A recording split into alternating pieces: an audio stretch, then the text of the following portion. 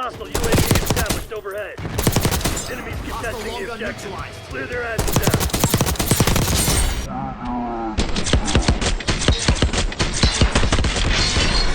Yep, they've done it again, folks. Added another gun that's absolutely nuts. With Season 1 of Black Ops 6, Treyarch have added the Krig, which is probably the best AR on the game. No matter if you want to pub stomp, go for Warzone wins, get some nukes, or just kind of have some fun in pubs. Or even in rank play, this is the gun you really have to use. Now, the last game that Treyarch made was Cold War, and in that game you had the Krig, which was just disgusting. And I'm not going to lie, as soon as I seen the Model L in Black Ops 6, I was like, there's the Krig. It's going to be good too.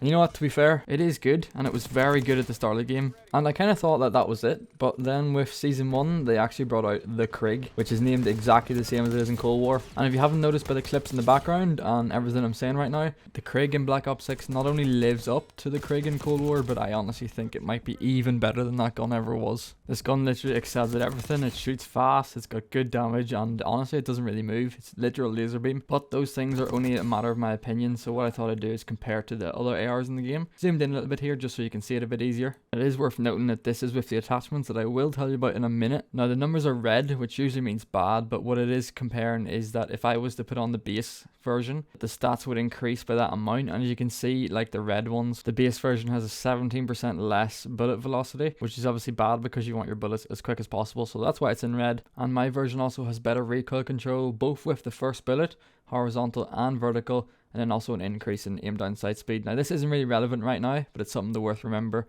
whenever we go to picking the attachments later on. Now this screen is most useful to compare to other guns. As you can see here with the AS Val, it's a lot of green and a lot of red. But in my opinion, the Krig outperforms this a lot because as you can see, the only greens really are in them handling. But the only handling stat that I think actually matters is aim down sight speed, which the Krig is better at with my build. And then as you can see, mobility, accuracy, firepower, the Krig pretty much overpowers with a little bit less of a fire rate, but this does contribute to the accuracy because if a gun shoots too fast, it's hard to control. So it is a worthy trade-off. And in comparison to the I'm not going to talk about the Goblin. That gun is ass. Then with the Model L, or should I say Baby Krig, all the reds sort of speak for themselves apart from ability, but again, aim down sight speed's better. Only one that matters in my opinion. Now with the GPR, it's interesting because a lot of things are green, but the one thing I would like to point out is that the damage is nearly 15% worse, which is huge for an AR, and coupled with the worse bullet velocity, it means that the Krig outshines the GPR massively over long and short ranges. And it is something that you really notice. The GPR is fun to use, it feels nice to use, but wow, it just doesn't kill people that quick at all. And then the aim is worse than everything, nothing to see there.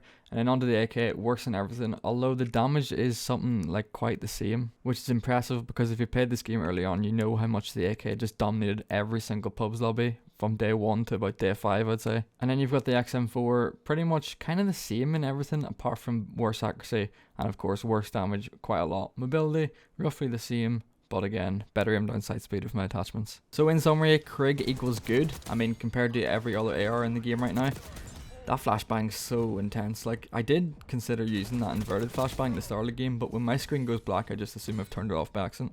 I don't know, let me know what one you run. And this flick coming up kind of demonstrates the headshot potential. Maybe that guy's shots were a wee bit windy, but it just shows if you flick on and you're accurate with this gun, you're going to outcompete pretty much any gun in the game. You can kind of tell with the pattern the Treyarch are going with that any gun that's in the battle pass is going to be really good. What I'd be quite interested to know is how early prepared have these guns been? Like, are they tested when the game comes out? They just have a back catalogue of really overpowered guns that when they tested, before they released the game, were just far too good, and maybe as the battle pass goes on, the seasons go on, the guns they release are just going to get better and better, and the meta is going to change and shift every single season, which would be quite interesting. But it's kind of scary that if this gun's as good right now and there's even better guns to come, then we're in a lot of trouble. But if that is the case and you're enjoying these videos of me breaking down your new guns, bringing you some nice clips and some stats and some weapon builds, which I am going to show you in a minute, but I would appreciate a little subscribe. I am new to this video making and I have a long way to go, but it would mean a lot to me.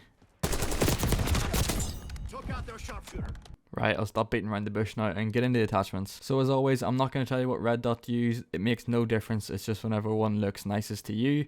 Probably want to go for the clears, but you know, we'll pass that one. And then for the muzzle, you've got the ported compensator, which is quite a common attachment in all my builds. Then the reinforced barrel, which again I think is the best barrel in the game, followed by the vertical foregrip, which gives you the best horizontal recoil control, and then also quick draw grip just to improve that aim down sight speed. So all in all, I selected attachments that just improve on the things that might be a little bit lacking with this gun. You've got the reinforced barrel, which helps its damage over long range and also helps the bullet velocity, which it was lacking behind some of the ARs. Then you've got quick draw grip on the back, which just gives pure aim down sight speed. Something you want to be just to be a little bit snappy. Hold on, see if you can spot this last guy.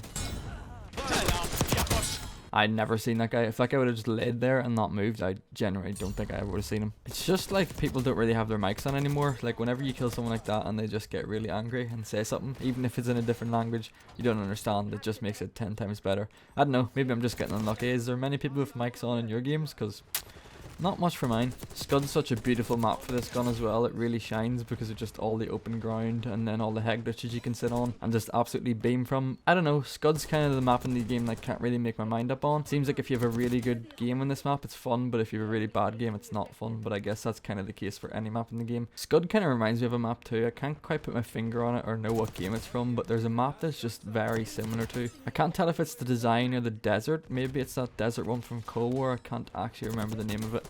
But in terms of Scud, I don't know, on the fence. There's some good maps in this game, some bad ones, and then you've got just some mid ones, and Scud's one of those. But back to the Krig, and what else we have on there is the vertical foregrip, which again is just horizontal recoil control. Without this, the Krig shoots quite straight, but with it, it shoots even straighter. I actually think it gives it the least recoil out of any gun in the entire game, which, I mean, is saying something. Coupled with its damage, makes it quite unstoppable over longer ranges, like there, like that gun just didn't even move on them two boys. And if you stick to head glitches, it gives you a nice advantage, and then also up close, if anyone pushes you and you hit your shots just like that guy, they get dropped just as fast. And then moving on to the final attachment, which is the ported compensator. Some would say the best attachment in the game. Obviously its main advantage is that first bullet recoil control, and you'll find with all these games that are trying to be modern but are realistically just arcade shooters, Call of Duty being the prime example, they kind of just give the first bullet the most recoil. They make your gun go up and down. In games like Battlefield you can kind of have more like a prolonged recoil, I can find, where instead of your gun just kicking up on the first bullet it kind of drifts left to right, but that's not something you really have to worry about in this game.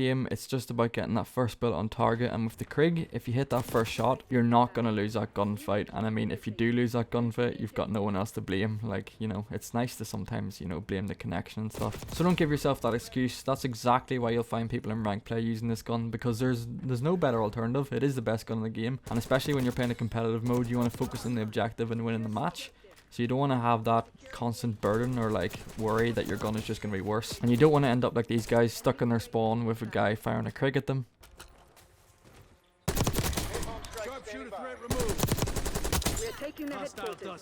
There's nothing else for me really to say. Just use the gun and you'll understand exactly what I'm talking about in this video. You'll notice down the bottom right, I'm still using the RCXT, but good news is I finally finished it. I mean, I got 75 kills with it and I think that's enough, although it does say my diamond badge has to be unlocked, so I'm assuming I have to get every single badge for all the kill streaks in the game, which will be a while, but it's just nice knowing I don't have to deal with that RCXT. Especially coming into double XP weekend, which is beginning now when I'm recording this, which is the 27th of November. And the one tip I would give coming into double XP is that every single thing in this game pretty much has a challenge. As I just said, I'm going for the kill streak challenges. I'm trying to go for everything, eventually hopefully all the titles and emblems. But if you go for them during the double XP weekend, it not only helps keep the game unstale because you have to try and use everything, but the XP bonuses for completing them challenges are quite nice, and I believe they get doubled with double XP. So it is a nice little boost throughout the weekend that's going to help you push up them levels a little bit quicker. Another thing I did was leave all my diamond challenges, which I've now unlocked for the ARs, so I can complete all those, and I think they're like 10k XP each, which doubles would be like 20k, or maybe they're 5k, double the 10k, but either way, it's a nice little boost. But the one thing I am doing right now is this HE1 launcher, and oh my god. I mean, I'm sure you've heard so many people talk about this so far, but it's genuinely the hardest thing. Like, I kind of just ran out of ammo here, so I just fired one at them. But then I seen this heli, tried to take it out, and like, at least make it powerful if you can't lock on. This thing takes like 4 rockets just to take out a heli. But that's it for me. Thanks for watching. I hope you enjoyed it, and I'll leave you with this nice little clip. I'll go on the... Here's KIA. Move up. Marksman is down. New HQ located. Move to the objective. Who can say why?